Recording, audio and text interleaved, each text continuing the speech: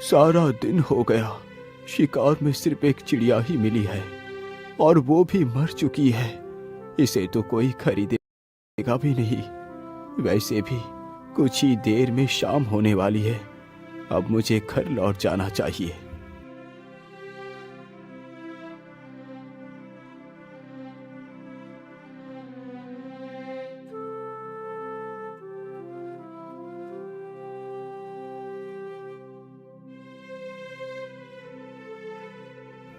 अरे, इधर तो एक कबूतरी भी बैठी है।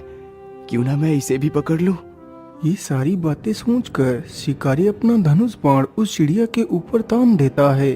तीर कमान से छूटते ही चिड़िया के पैर में जा लगा। चिड़िया फड़फड़ाते हुए जमीन पर आ गिरी।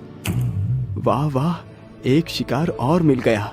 इसे बेचकर आज का राशन मिल जाएगा। हे शिकारी, तुम मुझे मत मारो। मैंने तुम्हारा क्या बिगाड़ा है? चिड़िया, मुझे तुम्हें मारने और पकड़ने का कोई शौक नहीं। ये सब कुछ मैं अपने पापी पेट के लिए करता हूँ। यदि मैं ये कार्य नहीं करूँगा तो खाऊंगा क्या? शिकारी की यह बात सुन चिड़िया उसकी मजबूरी को समझ जाती है। हे शिकारी, तुम मुझे मत बेचो।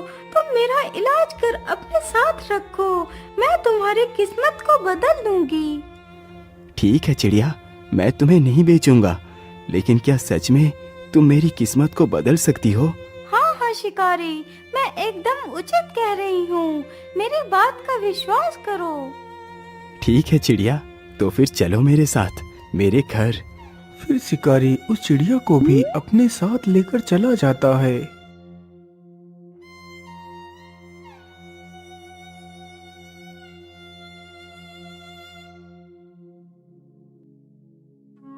चिड़िया, तुम इसी स्थान पर बैठो।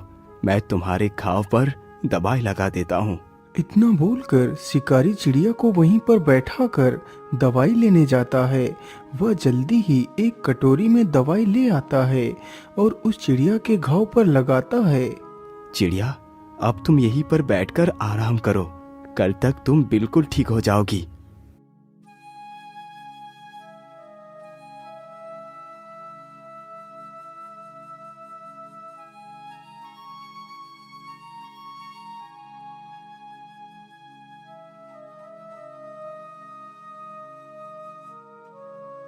अरे वाह चिड़िया, तुम तो एकदम ठीक हो गई। अच्छा, अब तुम यही घर में रुको। मैं शिकार के लिए जा रहा हूँ। अरे नहीं नहीं शिकारी, अब तुम शिकार नहीं करोगे। लेकिन चिड़िया, यदि मैं शिकार नहीं करूँगा तो पैसे कहाँ से आएंगे? तुम शायद भूल गए कि मैंने तुमसे कहा था कि मैं तुम्हारी किस्मत को बदल दूंगी। हाँ हाँ, मुझे याद है। लेकिन तुम करोगी क्या? शिकारी, तुम जाओ और बाजार से ऊन खरीद कर ले आओ। लेकिन चिड़िया, मेरे पास तो 1 रुपया है। इससे कितनी ऊन मिलेगी? अरे, 1 रुपए में जितने भी ऊन मिले तुम बस ले आओ। अच्छा ठीक है चिड़िया, मैं ऊन लेने के लिए जा रहा हूँ। इतना बोलकर शिकारी वहां से चला जाता है। कुछ समय गुजरने के बाद वह ऊन के 4 गोले लेकर आ जाता है। चिड़िया, ये लो, मैं ऊन ले आया हूँ। ठीक है, तुम इस ऊन को यहीं पर रख दो। मैं रात को इस ऊन का उपयोग करूंगी।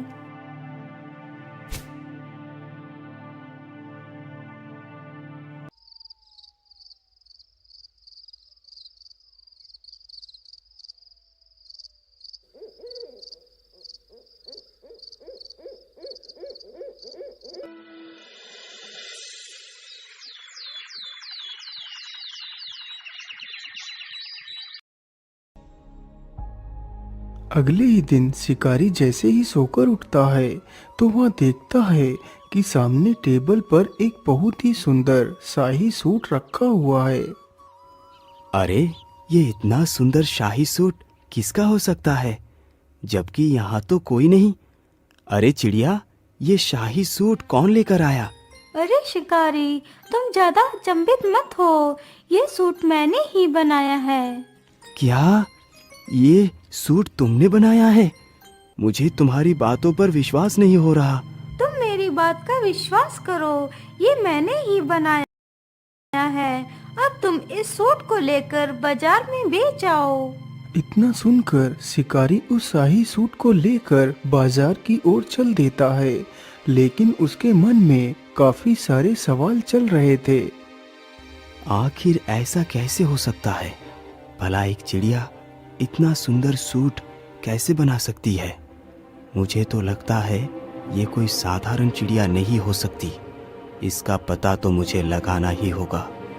ये सारी बातें सोचते सोचते शिकारी बाजार को पहुंच जाता है और एक स्थान पर उस शाही सूट को अपने कंधों पर डालकर खड़ा हो जाता है। सूट ले लो, शाही सूट ले लो। ऐसा शाही सूट आपने कभी नहीं देखा होगा। शिकारी की यह बात सुन उसके पास काफी सारे लोग इकट्ठे हो जाते हैं। अरे वाह, वाकई ये सूट तो कितना सुंदर है। मैंने आज तक इतना सुंदर सूट नहीं देखा। अरे भाई, इस सूट की क्या कीमत मांग रहे हो? अरे भाई, ये सूट 20 मोहरों का है। अरे भैया, मैं 20 मोहरे तो नहीं दे पाऊंगा, लेकिन हाँ, इसके लिए मैं 5 मोहरे अवश्य दे सकता हूँ। तभी वहाँ पर राजा का मंत्री आ जाता है। अरे वाह, यह शाही सूट तो कितना आकर्षक है। मैंने आज तक ऐसा शाही सूट नहीं देखा। यदि मैं ये सूट राजा को दूंगा तो राजा बहुत प्रसन्न होंगे। अरे भाई, तुम इस सूट की क्या कीमत मांग रहे हो? भैया, इस सूट की कीमत मैंने 20 मोहरे रखी है। ठीक है, ये लो 20 मोहरे और ये सूट मुझे दे दो। शिकारी जल्दी ही उन 20 मोहरों को लेकर उस शाही सूट को उसे दे देता है। अरे वाह, एक सूट तो 20 मोहरे का बिका। 20 मोहरे तो कमाने में मुझे वर्षों लग जाते। मैं ऐसा करता हूँ, फिर से ऊन खरीद कर ले चलता हूँ। आज तो मैं पता लगा कर ही रहूंगा इस चिड़िया का सच क्या है। अरे चिड़िया, तुमने तो कमाल ही कर दिया। तुम्हारे द्वारा बनाया गया सूट 20 मोहरों में बिका है। मैं और भी ऊन खरीद कर लाया हूँ।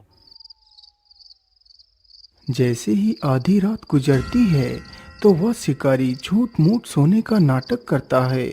उधर वह कबूतरी भी शिकारी के सोने की प्रतीक्षा कर रही थी। मुझे लगता है शिकारी अब सो चुका है। चलो अब मैं अपने वास्तविक रूप में आ जाती हूँ। इतना बोलकर कबूतरी एक सुंदर राजकुमारी का वेश धारण कर लेती है और चुपचाप उस ऊन के वस्त्र बनाने लगती है। यह सारा दृश्य सत्या चुपचाप फटी आंखों से देख रहा था।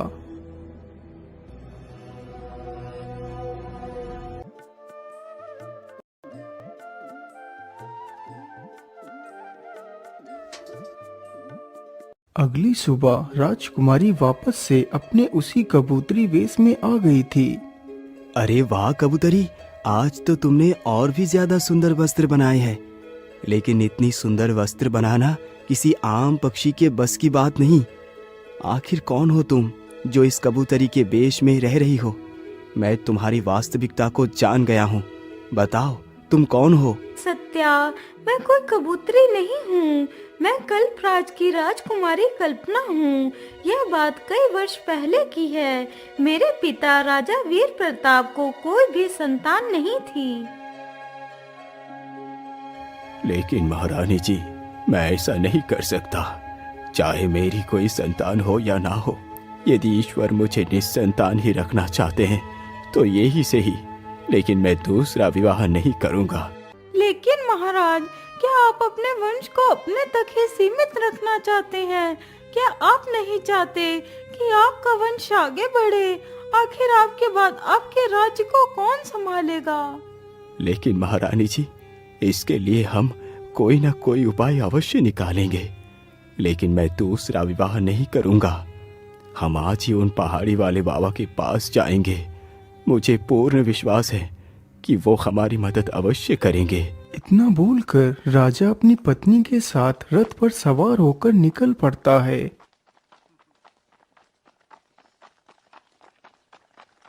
वह चलते चलते जल्दी ही उस बाबा के आश्रम में पहुंच जाता है।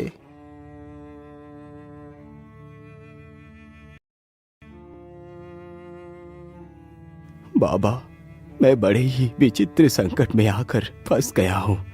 समझ नहीं आ रहा क्या करूं और क्या ना करूं। महाराज, मैं आपकी चिंता के विषय को भली भांति समझता हूँ। बाबा, यदि आप सब कुछ जानते हैं तो फिर बताइए, क्या मैं इसी प्रकार जीवन भर निसंतान रहूंगा? क्या मेरे भाग्य में कोई संतान नहीं है? महाराज, आप घबराइए नहीं। आपके भाग्य में संतान का सुख अवश्य लिखा है, लेकिन एक समस्या है। समस्या? लेकिन कैसी समस्या मुनिवर? आप मुझे उस समस्या को स्पष्ट रूप में बताइए। महाराज, तुम्हें एक पुत्री की प्राप्ति होगी, लेकिन तुम्हारी पुत्री जब तक पूरे 15 वर्ष की नहीं हो जाएगी तब तक अपने कदमों को जमीन पर नहीं रखेगी। यदि तुम्हारी पुत्री ने 15 वर्ष से पूर्व अपने कदमों को जमीन पर रख दिया तो बहुत बड़ी अनहोनी हो जाएगी। कैसी अनहोनी बाबा? मैं कुछ समझा नहीं। बेटा, ये मैं तुम्हें नहीं बता सकता। बस तुम्हें अपनी पुत्री को 15 वर्ष तक जमीन पर पैर रखने से रोकना है। ठीक है बाबा, मैं आपकी बात याद रखूंगा। 1 वर्ष पश्चात रानी ने एक सुंदर सी पुत्री को जन्म दिया।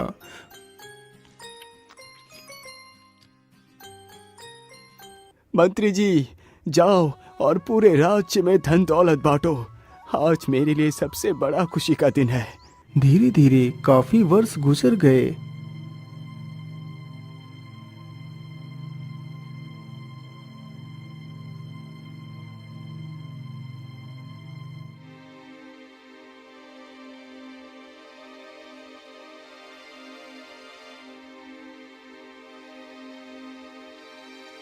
महारानी जी, आज की रात गुजरने के बाद मेरी पुत्री पूरे 15 वर्ष की हो जाएगी।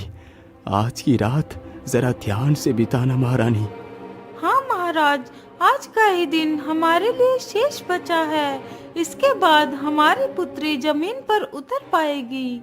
आधी रात जैसे ही गुजरती है तो महारानी की भी आंख लग जाती है।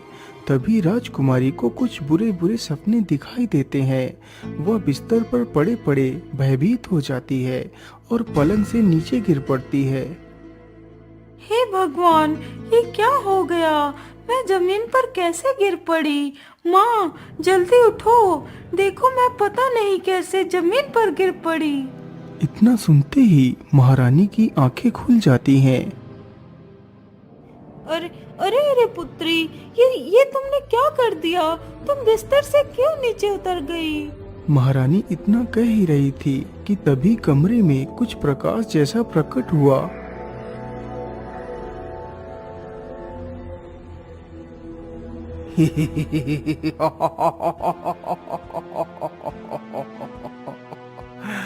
महारानी जी, मैं भूखा हूँ, मुझे मांस खिलाओ, नहीं तो मैं तुम्हारी बेटी को खा जाऊंगा।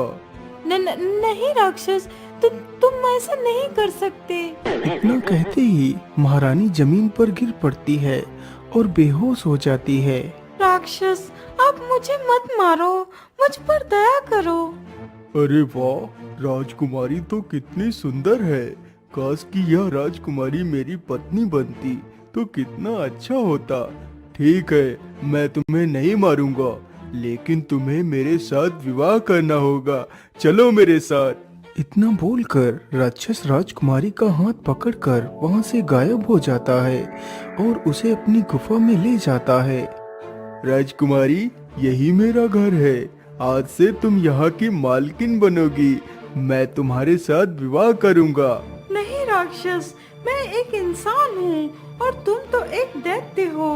भला मैं तुम्हारे साथ विवाह कैसे कर सकती हूँ? मुझे जाने दो। नहीं राजकुमारी, तुम्हें यदि जीवित रहना है तो तुम्हें मेरे साथ विवाह करना ही पड़ेगा। अच्छा, अब मैं अपने रिश्तेदारों को न्योता देने के लिए जा रहा हूँ। तुम यहीं पर रुकना। लेकिन हाँ, यदि मैं तुम्हें यहाँ छोड़कर चला गया तो तुम यहाँ से कहीं भी भागकर जा सकती हो। इसलिए मैं तुम्हें एक पंछी बनाकर पिंजरे में बंद कर देता हूँ। फिर राक्षस राजकुमारी को एक कबूतरी बनाकर पिंजरे में बंद कर देता है और वहाँ से चला जाता है। हे भगवान, अब मैं क्या करूँ? यहाँ से कैसे निकलूँ?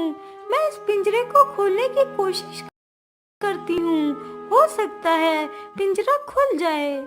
कबूतरी पिंजरे को खोलने का प्रयास करती है। कुछ देर प्रयास करने के पश्चात पिंजरा खुल जाता है और वह वहां से उड़ जाती है। लेकिन राजकुमारी, क्या तुम अपने वास्तविक रूप को धारण कर नहीं रह सकती? शिकारी भाई, मैं अपने वास्तविक रूप में सिर्फ कुछ क्षण के लिए ही रह सकती हूँ। एक दिन में सिर्फ एक बार ही मैं अपना वास्तविक रूप ले सकती हूँ, वो भी रात के 12 बजे के बाद। क्या तुम श्राप से मुक्त नहीं हो सकती? इसका जवाब तो पहाड़ी वाले बाबा ही दे सकते हैं। तो फिर ठीक है राजकुमारी, चलो मेरे साथ पहाड़ी वाले बाबा के पास, मैं तुम्हारी रक्षा करूंगा। इतना बोलकर वह दोनों बाबा से मिलने के लिए निकल पड़ते हैं।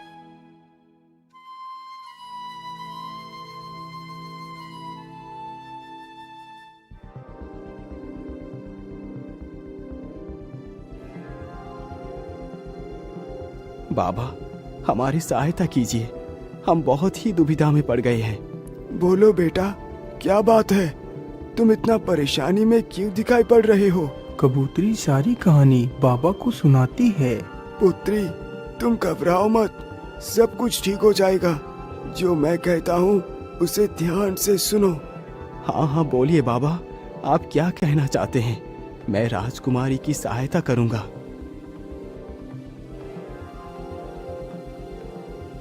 राजकुमारी, तुम्हें अपने वास्तविक रूप को प्राप्त करने के लिए उस नदी में स्नान करना होगा, तभी तुम अपने पिछले जन्म के श्राप से मुक्त हो पाओगी।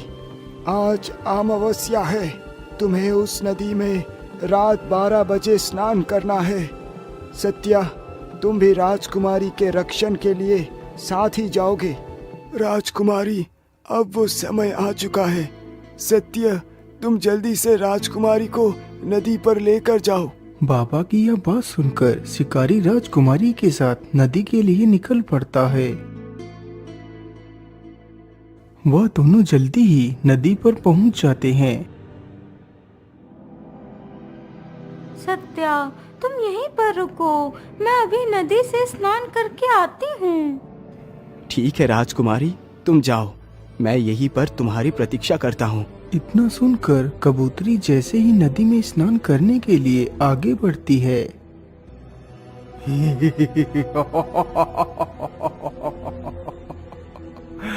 नहीं राजकुमारी, नहीं, इतनी जल्दी नहीं, मैं तुम्हें मुक्त नहीं होने दूंगा। अरे ये क्या? मुझे लगता है ये वही राक्षस है, आज मैं इसे जिंदा नहीं छोड़ूंगा। शिकारी तुरंत ही मसाल लेकर उसकी तरफ बढ़ता है। अरे बाप रे बाप, इतनी जोर से किसने मारा मुझे? किसकी मौत खींच कर यहाँ ले आई है? अरे दुष्ट राक्षस, मैंने ही तुझे मारा है, हिम्मत है तो मुझे मार के दिखा। अच्छा, ऐसी बात है तो पहले तू ही मरने के लिए तैयार हो जा। इतना कहकर राक्षस शिकारी को ही पकड़ लेता है।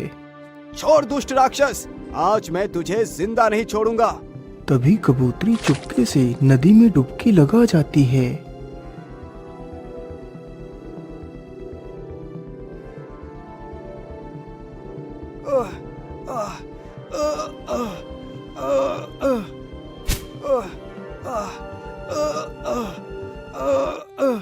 शिकारी, क्या तुम ठीक हो?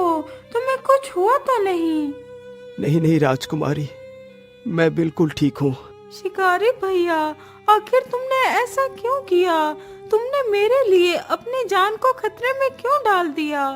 राजकुमारी, मैंने ये सब कुछ इसलिए किया क्योंकि मैंने अपने संपूर्ण जीवन में सिर्फ पाप कर्म ही किए हैं। आज मैंने सोचा क्यों ना मैं आपकी जान बचाकर कुछ तो अच्छा कर्म कर लूं। चलो शिकारी, तुम मेरे साथ मेरे राजमहल में चलो।